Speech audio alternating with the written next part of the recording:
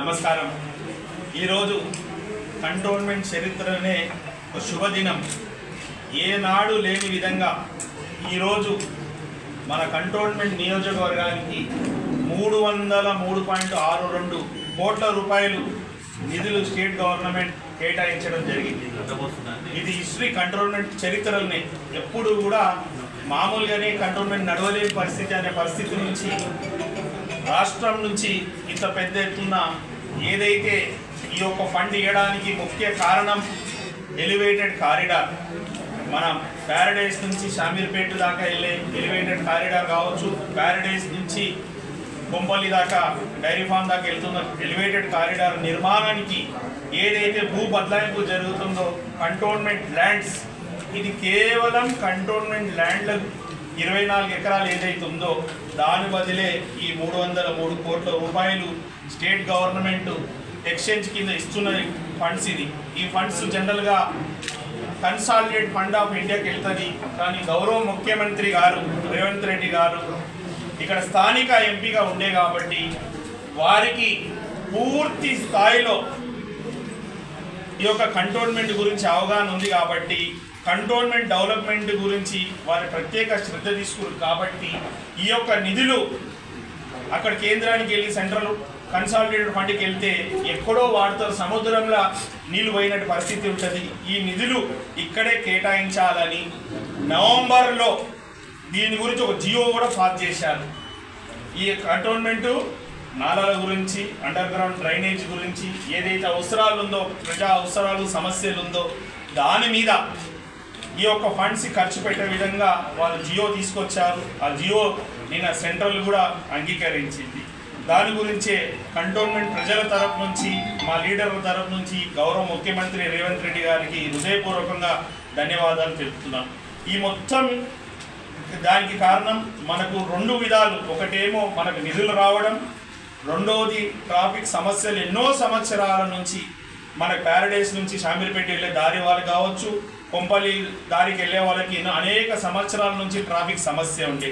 ఆ ట్రాఫిక్ సమస్య కూడా పరిష్కరించే దానికి ఎలివేటెడ్ కారిడార్ నిర్మాణానికి బదులుగా ఇది ఒక పార్క్. ఇదే కాకుండా ఈరోజు రాష్ట్ర ప్రభుత్వం ట్రాఫిక్ సమస్యలు పరిష్కరించాలని ఈ యొక్క ఎలివేటెడ్ కారిడార్కి కేవలం కంటోన్మెంట్ ల్యాండ్సే కాకుండా ఆర్మీ ల్యాండ్స్కి బదులుగా స్టేట్ ల్యాండ్స్ ఇస్తుంది జవహర్ నగర్లో. అదే కాకుండా ఈ రోడ్లు వెళ్ళే వారికి ప్రైవేట్ ల్యాండ్స్ కూడా క్యాష్ కంపెన్సేషన్ కూడా ఇస్తుంది. నిర్మాణానికి డబ్బులు, ఎక్స్చేంజ్ ఆఫ్ ల్యాండ్కి కూడా డబ్బులు కేటాయిస్తున్న ప్రభుత్వం కాంగ్రెస్ ప్రభుత్వం. దీనికి అంతా చేసేది ఈ విధంగా జరుగుతున్నందుకు వారికి ధన్యవాదాలు తెలపాలి. యావత్ కంటోన్మెంట్ ప్రజలు కూడా తెలిపాలనే ఉద్దేశంతో ఈ యొక్క ప్రెస్ మీట్.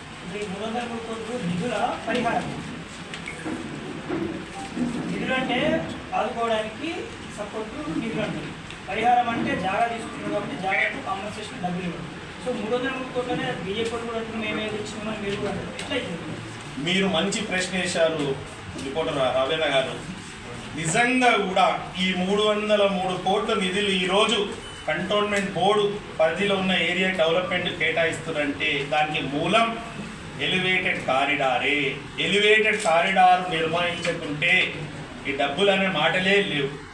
గతంలో ఇవ్వాల్సిన సర్వీస్ ఛార్జెస్ బీజేపీ ఎంపీ కావచ్చు, బీజేపీ ప్రభుత్వం కావచ్చు, ఏనాడు 3 రూపాయలు తీసుకురాలేదు సర్వీస్ ఛార్జెస్.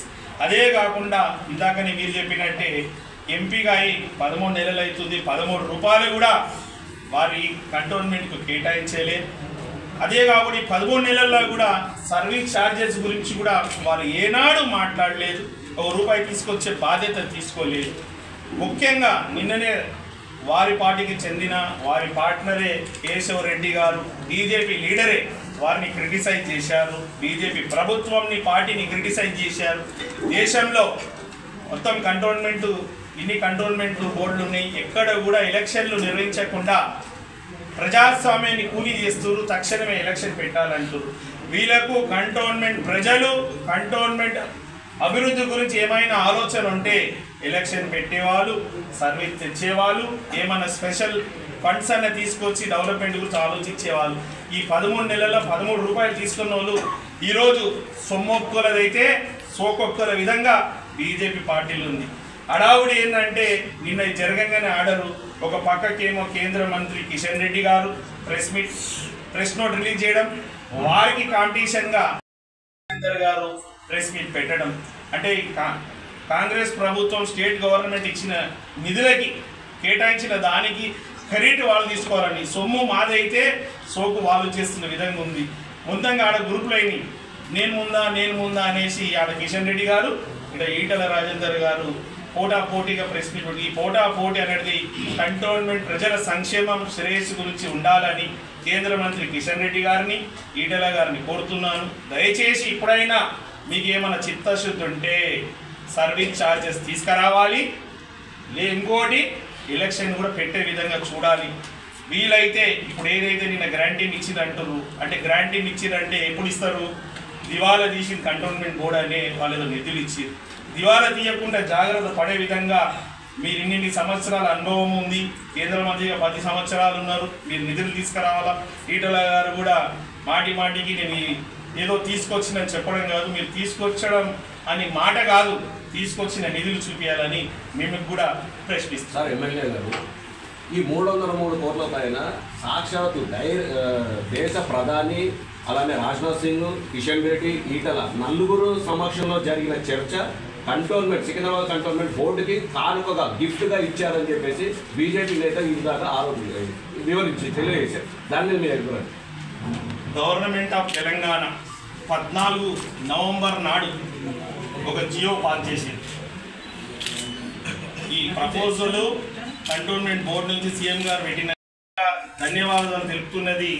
ముఖ్యమంత్రి గారితో పాటు మన కంటోన్మెంట్ బోర్డు సీఈఓగా నిధులు ఇక్కడ డ్యూటీ చేసిన అతను మన అజిత్ రెడ్డి సార్ కూడా కీలక పాత్ర పోషించిండు. మన కంటోన్మెంట్ బోర్డు సీఈఓ గారు కూడా మధుకర్ నాయక్ గారికి కూడా కీలక పాత్ర, ఎందుకంటే కమ్యూనికేషన్ అంతా చేయడం ఇవంతా వారికి ఇక్కడ సీఈఓగా పనిచేసిన అనుభవం, అక్కడ డిఫెన్స్ వాళ్ళతోటి వాళ్ళ సత్సంబంధాలు, ఈ ఒక్క అంతా కమ్యూనికేట్ చేయడంతో ఇది సాధ్యమైంది.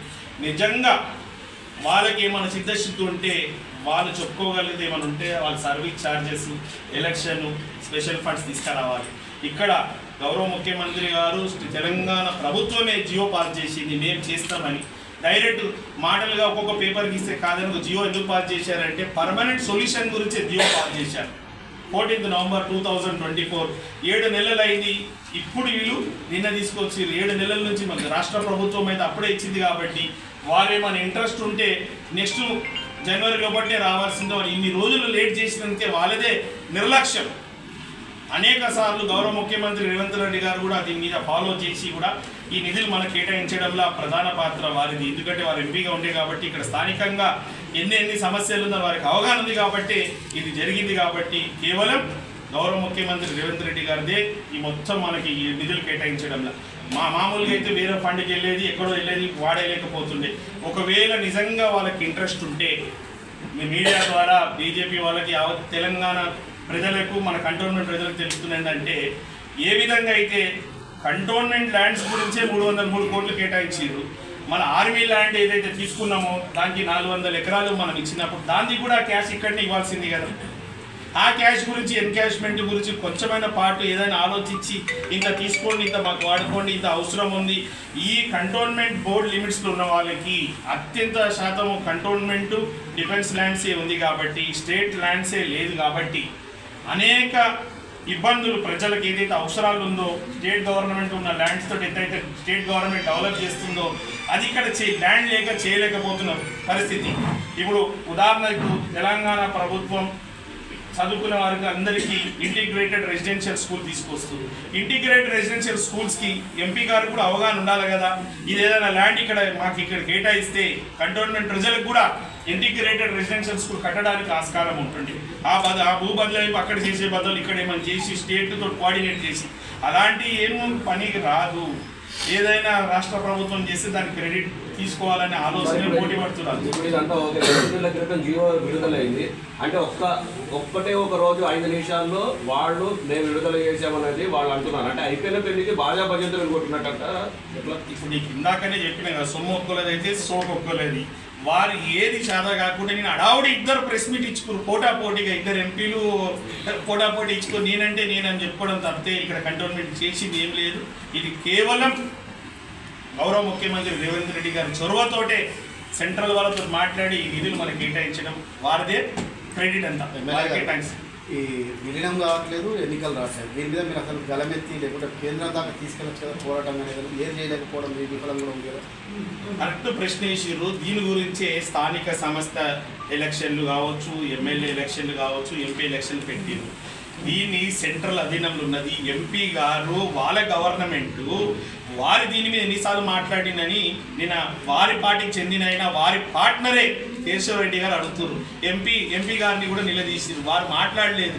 వారు ఏం చేసిరు, వచ్చిన తర్వాత ఒక నామినేటెడ్ మెంబర్ని మార్చి ఇంకొక నామినేటెడ్ మెంబర్ని తీసుకొచ్చిరు. కానీ దాని బదులు ఎలక్షన్ తీసుకురావాల్సిన ఆలోచన వాళ్ళు పోయి మాట్లాడి తీసుకురావాలన్న ఆలోచన కూడా లేదు. ఏమంటే ఎంపీ గారు ఉంటే వాళ్ళ నామినేటెడ్ పెట్టుకొని ప్రజాస్వామ్యాన్ని కూనీ చేయాలనే ఒక ఆలోచనే వాళ్ళది. మాదైతే ఇప్పుడు వాళ్ళు పోయి ఆయన ఫైట్ చేయాలి కదా, వాళ్ళతో కాకుండా నెక్స్ట్ మేము మాట్లాడాలి కదా. ఎంపీ అని ఈ కంటోన్మెంట్ ప్రజలు, మల్కాజ్గిరి ప్రజలు వారికి అవకాశం ఇచ్చారు. వారిది ఫస్ట్, సెకండ్, దాని తర్వాత మాది. ఎంపీ గారు అసమర్థత అనుకోవచ్చు, లేకపోతే అంటే కంటోన్మెంట్ ప్రజలు శాపం అనుకుంటారు. వారు ఆలోచించాల్సింది ప్రజల ఆశీర్వాదంతో ఈరోజు ఎంపీ అయినప్పుడు వారి బాధ్యత వారు తెలుసుకొని ఈ ప్రజల సంక్షేమం శ్రేయస్సు గురించి వారి చిత్తశుద్ధి వారు తెలుపుకోవాల్సిన అవసరం ఉంది. ఈరోజు పార్టీలు ముఖ్యంగా ఎలక్షన్ టైంలో పార్టీలు ఉంటే కానీ ఈరోజు స్థానిక సంస్థ ఎలక్షన్ లేకుండా ఎంత ఇబ్బందులు అవుతుందో అందరికీ తెలుసు. ఈయన కేశవరెడ్డి గారే వాళ్ళ పార్ట్నర్, వాళ్ళ పార్టీకి చెందిన ఏమన్నాడు, ఒకటి మోదీ గారు 8 మందిని పెట్టుకొని నడిపించచ్చు కదా, ఈ 543 ఎంపీలు ఎందుకని వారు అన్నారు.